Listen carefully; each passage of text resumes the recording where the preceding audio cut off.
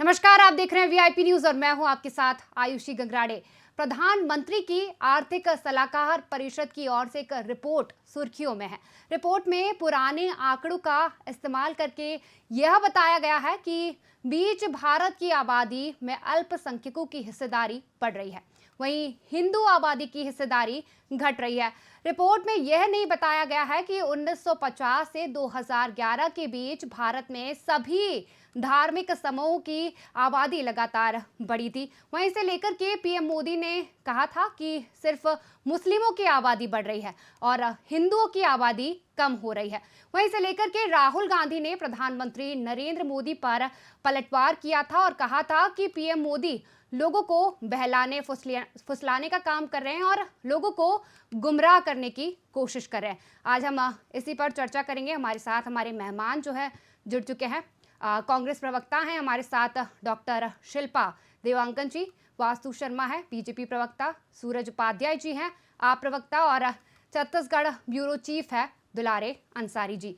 मेरा पहला सवाल जो है वासु जी से है। वासु जी, देखिए प्रधानमंत्री का ऐसा बयान आना, देखिए लास्ट जनगणना जो हुई थी 2011 में हुई थी, तो सबसे पहला सवाल मेरा ये है कि क्या भारतीय जनता पार्टी धर्म की राजनीति कर रही है?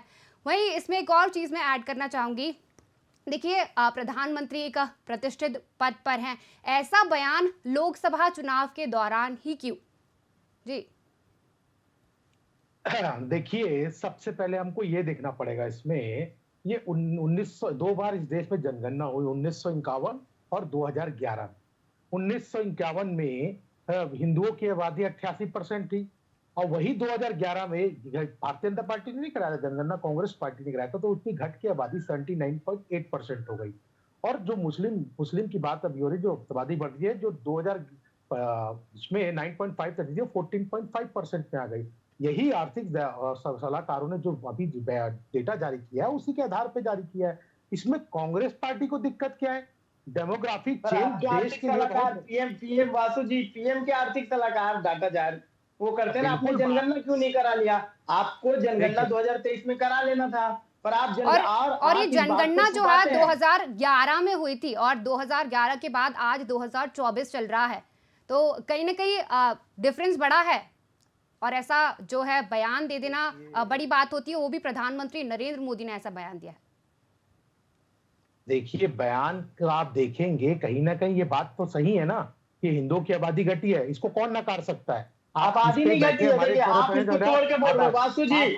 वासु जी, आप इसको कौन नकार आप इस सकता लाइन है? को तोड़ करके बोल रहे हैं। देख आप इस लाइन को तोड़ नहीं। करके बोल रहे हैं हिस्सेदारी घटी है। देखिए, हिस्सेदारी ना कि आबादी। मुझे बताइए कि कितनी आबादी बढ़ गई है? अगर आप 44% की आबादी का जिक्र करते हैं तो 20 करोड़ के आसपास मुसलमान है, तो 44 करोड़ मतलब आपके आधार पे 30-35 करोड़ मुसलमानों की आबादी होनी चाहिए।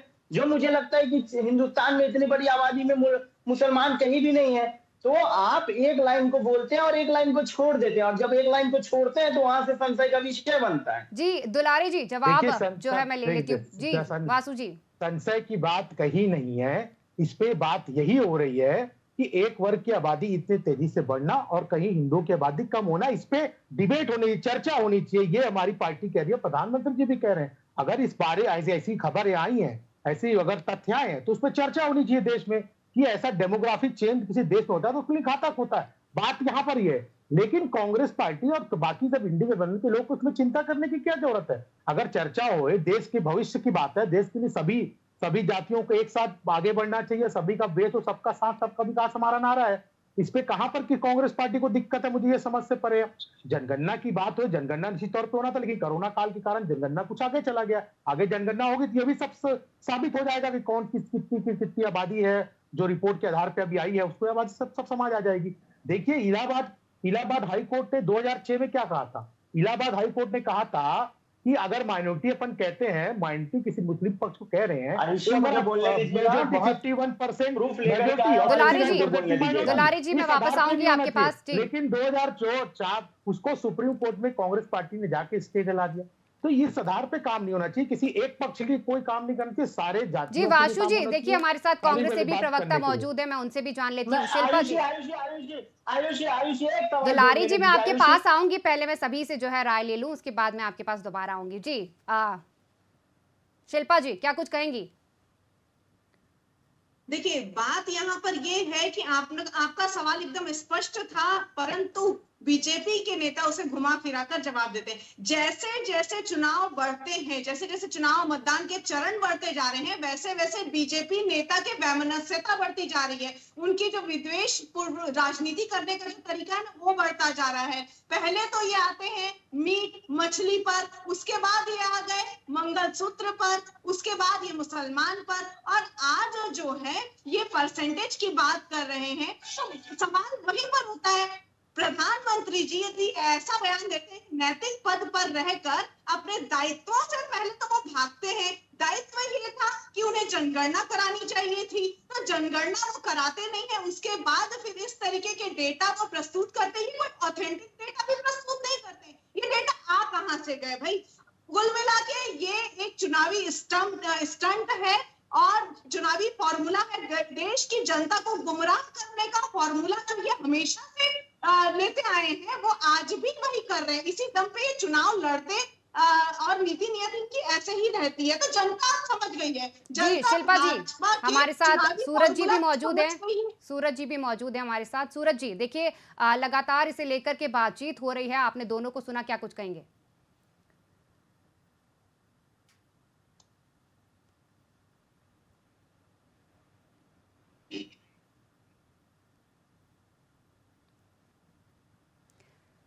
सूरज जी से जो है हमारा संपर्क नहीं बन पा रहा है टेक्निकल इश्यूज के चलते। जी वासु जी देखिए, कई सारे सवाल जो हैं किए हैं आपसे, और कांग्रेस लगातार जो है आप पर निशाना साधते आई है। भारतीय जनता पार्टी पर जो है हमेशा से हमलावर होती नजर आती है इस मामले को लेकर के, तो क्या कुछ कहेंगे फिर इस पर? क्या आप हिंदू मुस्लिम की राजनीति कर रहे हैं? देखिए, ऐसा है कि अगर ये रिपोर्ट आई है तो क्या चर्चा भी नहीं होनी चाहिए? आप ये कहना चाहते हैं क्या? चर्चा तो हो, चर्चा हो, इस पे डिबेट हो, और डिबेट के आधार पे जो तो अच्छा निकल के उस पर बात की जाएगी। अगर आप ये कहेंगे कि इस विषय में चर्चा ही ना हो, हिंदू के वादी घट इस विषय में चर्चा ना हो, तो ये बात मुझे नहीं लगता सही है। निश्चित तौर पे अगर जो भी डेटा है उसको डेटा के आधार पे बात होना चाहिए, उस आधार पे बात हो रही है, उसमें कहां दिक्कत है?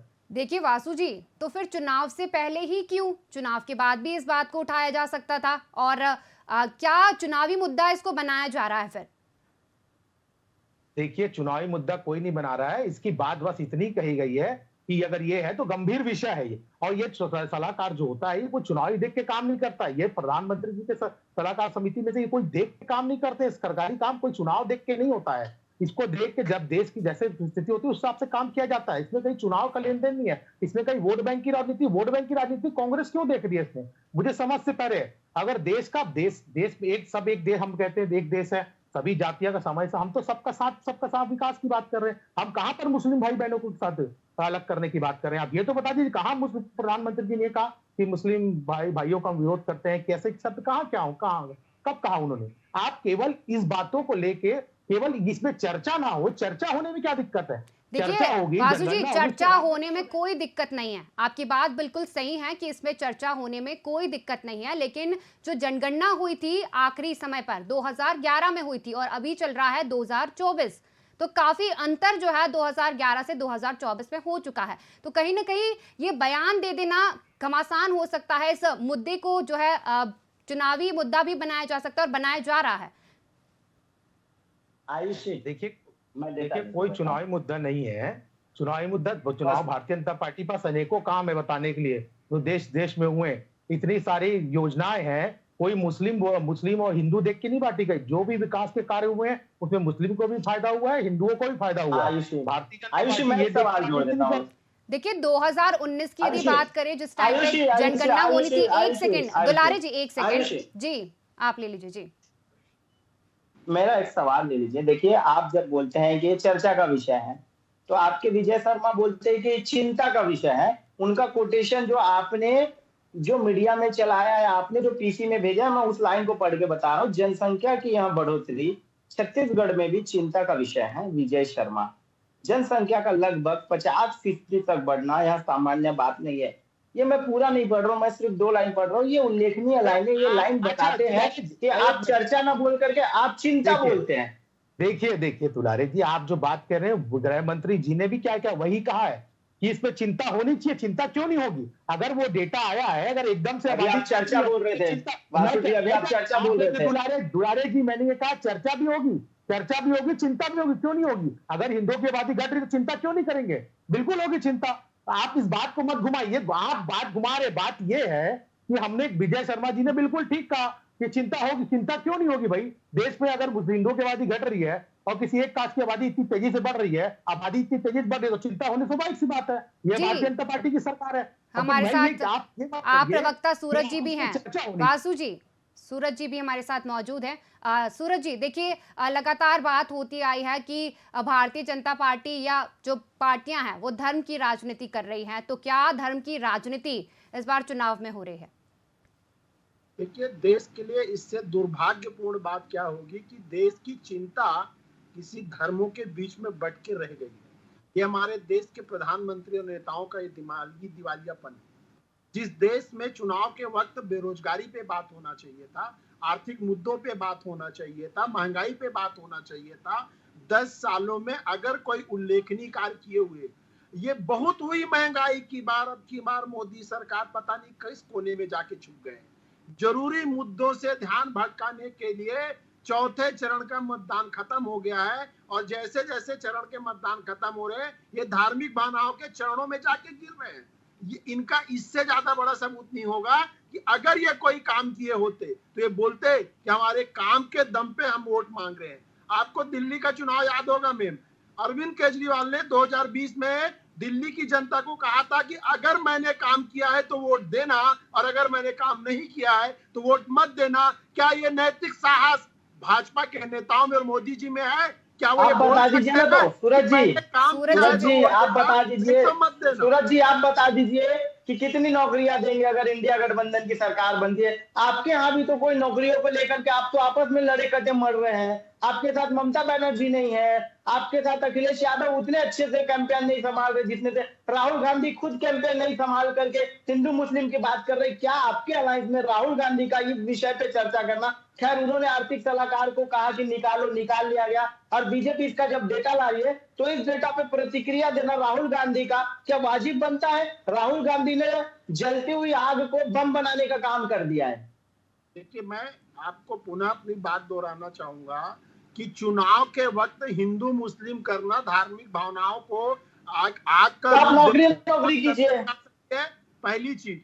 दूसरी चीज, आप इंडिया गठबंधन की बात करते हैं, हम 2 राज्यों में सरकार चला रहे हैं। दिल्ली के अंदर हमने सबसे ज्यादा रोजगार देने का काम किया है, और हमारा मैनिफेस्टो उठा के देखो, 24 घंटे बिजली फ्री देने का वादा है। दिल्ली के अंदर आपके के 4 मंत्री जेल पे हैं। जब आप ये चीजें बोलते हैं तो ये भी बात बोलनी चाहिए कि आपके दिल्ली के 4 मंत्री जेल में हैं, उसमें से सीएम भी जेल में है। एक तारीख तक के लिए जब आप रोजगार विकास की बात कर रहे हैं तो फिर सीएम केजरीवाल जेल में क्यों हैं? क्या आपकी सरकार भ्रष्टाचार नहीं कर रही है? फिर सीएम केजरीवाल जेल में क्यों हैं? मुझे बड़ी हंसी आती है आप लोग के सवालों से। देश के गृह मंत्री जेल में रहे, उस पे कभी आप सवाल नहीं करेंगे कि वो जेल में क्यों रहे? उनको तड़ी पार क्यों बोला गया? अटल बिहारी वाजपेयी भी तो हो गए, लाल कृष्ण आडवाणी जी जेल में रहे, देश के बड़े से बड़े नेता जेल में रहे, और जेल में रहे, पद पे रहने के बाद जेल में नहीं रहे, गृह मंत्री भी रहे और जेल में नहीं रहे। आप इधर सीएम भी और जेल में भी है, आप मंत्री भी है, जेल में भी है। मनीष सिसोदिया, संजय सिंह, सत्येंद्र जैन, अरविंद केजरीवाल, 4 बड़े नेता, आम आदमी पार्टी के बड़े कैंपेनर जो वोट बटोर सकते थे, जो लोगों को लुभा सकते थे, वही लोग जेल में है। अंसारी जी, आपके सवाल का मैं स्वागत करता हूं, और बहुत सही सवाल आपने उठाया। ये जिस लेकर केस की आप लोग बात कर रहे हैं, ये पिछले 2.5 साल से चल रहा है। ये देश का दुर्भाग्य है कि ईडी, सीबीआई और प्रधानमंत्री कार्यालय तीनों मिलके 1 रुपए का भी भ्रष्टाचार आज तक प्रूफ नहीं कर पाए। मामला ट्रायल में नहीं आ पाया है। ये पीएमओ द्वारा स्क्रिप्टेड कहानी को ईडी लिखती है, पढ़ती है और बोलती है। अगर कोई घोटाला हुआ है तो देश की जनता के सामने आना चाहिए था। आप बताओ, देश में जितने भी छापे पड़े आज तक, उसमें रिकवरी होती है 1 रुपए की, 1 करोड़ की, 100 करोड़। दिल्ली के नेताओं पे आम आदमी पार्टी के मंत्रियों के यहाँ से क्या बरामद किया, देश जानना चाहता है। आपने सत्ता का दुरुपयोग करके मंत्रियों के जेल में डाल दिया। इसी तानाशाही के खिलाफ इंडिया गठबंधन लड़ रहा है। आप चुने हुए मुख्यमंत्री को आप अपने में लड़ रहे हैं, आप दुलारे भ्रष्टाचार जी। के खिलाफ लड़ रहे हैं, आपस में लड़ रहे हैं। जी दुलारे जी, नहीं, दुलारे जी, ये तो यही आम आदमी पार्टी है। आप सूरज जी का हो गए और हम लोग को बोलने का मौका मिले। सूरज जी देखिए, यही वासु जी आम भी आदमी यही है। वासु जी हाँ जी। बोलना चाह रहे हैं लंबे समय से, और जी। समय का जो है देखिए। कमी है, ऐसे में आप जी। जल्दी से जी। देखिए, यही आम आदमी पार्टी है, यही सूरज जी हैं। छत्तीसगढ़ में शराब घोटाला हुआ था तो चिल्ला चिल्ला के यही सूरज जी हर डिबेट में कहते थे कि कितना बड़ा घोटाला छत्तीसगढ़ में हुआ। लेकिन अब आप इनसे पूछेंगे तो हो सकता है गठबंधन के साथ ही है ये, तो ना नहीं बोलेंगे। लेकिन यही दिल्ली में भी उल्टा यही हुआ कि आम आदमी पार्टी ने शराब घोटाला किया। देखिए, मैं तो बीच में नहीं बोला सूरज जी, सूरज जी देखिए, पूरी बात हो जाती है।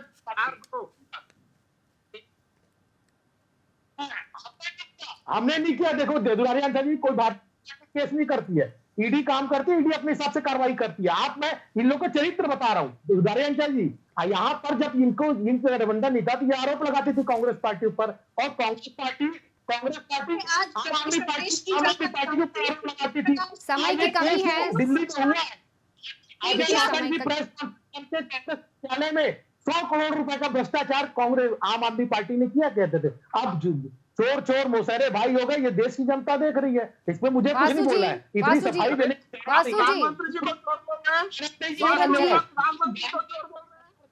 देखिए, समय की कमी है, मैं सभी से आखिरी प्रतिक्रिया जो है लेना चाहूंगी। जी शिल्पा जी। प्रधानमंत्री को चोर बोल रहे हैं सूरज जी, सूरज जी,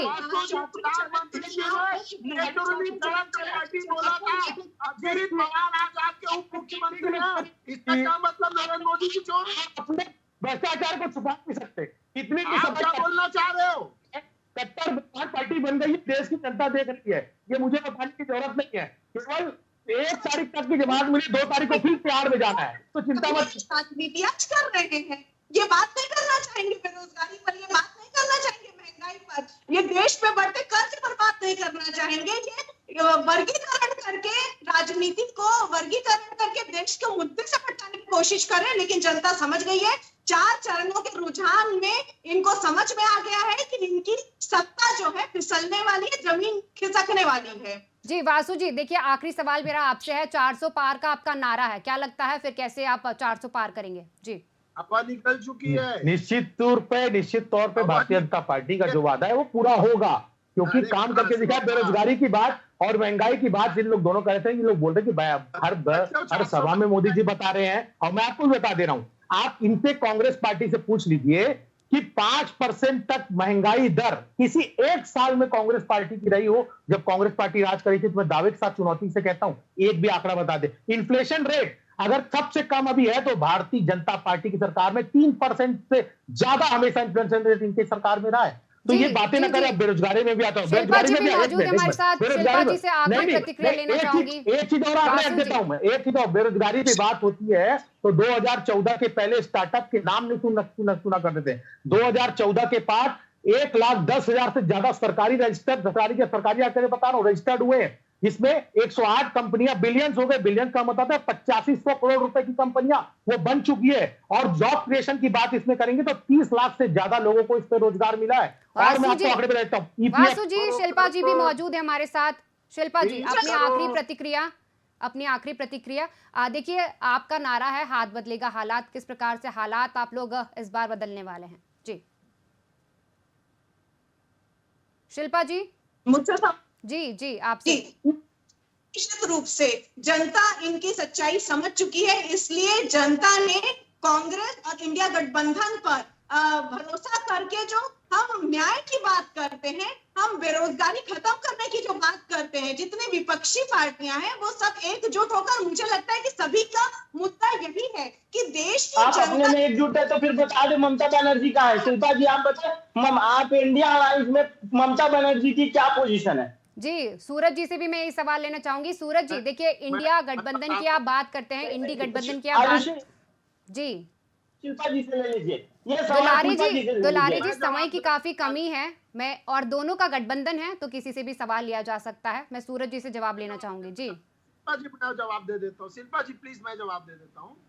दोनों का सवाल पिछले 2 दिन से लगातार मैं सुन रहा हूँ। आपकी जानकारी के लिए बता दो सर कि इंडिया गठबंधन इस उद्देश्य से बना कि जो पार्टी जिस राज्य में अपर हैंड होगी वो वहां पे चुनाव लड़ेगी और दूसरी पार्टी उसको सपोर्ट करेगी। टीएमसी पश्चिम बंगाल में अपर हैंड है, इसलिए वो वहां चुनाव लड़ रही, बाकी पार्टियों को सपोर्ट कर रही है। दिल्ली में जैसे हम 4 सीट में लड़ रहे, कांग्रेस 3 सीट पे लड़ रही है। तो आप सपा के साथ चले जाओ, यूपी तो सपा अपर हैंड है। तो जो पार्टी जहां ज्यादा मजबूत है, आप ऐसे खोजोगे कि टीएमसी वाले आके छत्तीसगढ़ में लड़ेंगे, टीएमसी वाले जाके पंजाब में लड़ेंगे। तो मैं आपको बताना चाहूंगा, जो पार्टी जिस राज्य में मजबूत है वहां वो आगे होगी, बाकी की पार्टियों को सपोर्ट करेंगी। तो आप चिंता ना करो, 4 जून को ये रिजल्ट बताएगा, इंडिया गठबंधन की सरकार बनेगी और इस 400 के फुग्गे में ना बहुत बड़ा वाला छेदा हो चुका है। जी सूरज जी, बहुत तेजी से चल रही है। दुलारी जी जी बढ़ती महंगाई दोनों की बात करने हैं। शिल्पा जी मेरा टर्न है, मैं बोल दूं। समय की बहुत कमी है। देखिए मुझे जो लगता है आयुषी कि इस बार का चुनाव, मैंने पहले भी बताया था, चुनाव कुर्सी का चुनाव है, ना कि विकास का चुनाव है। इस बार का चुनाव कुर्सी का चुनाव है, ना कि रोजगार का चुनाव है। इस बार मंदिर का चुनाव है, ना कि शिक्षा का चुनाव है। तो इस बार के चुनाव के मुद्दे पिछले बार 2019 और 2014 से थोड़े से अलग लगते हैं और ये कहीं ना कहीं चिंता का विषय बताता है कि देश अब किस तरफ जा रहा है। चुनाव आने वाले 2029 का चुनाव क्या होगा,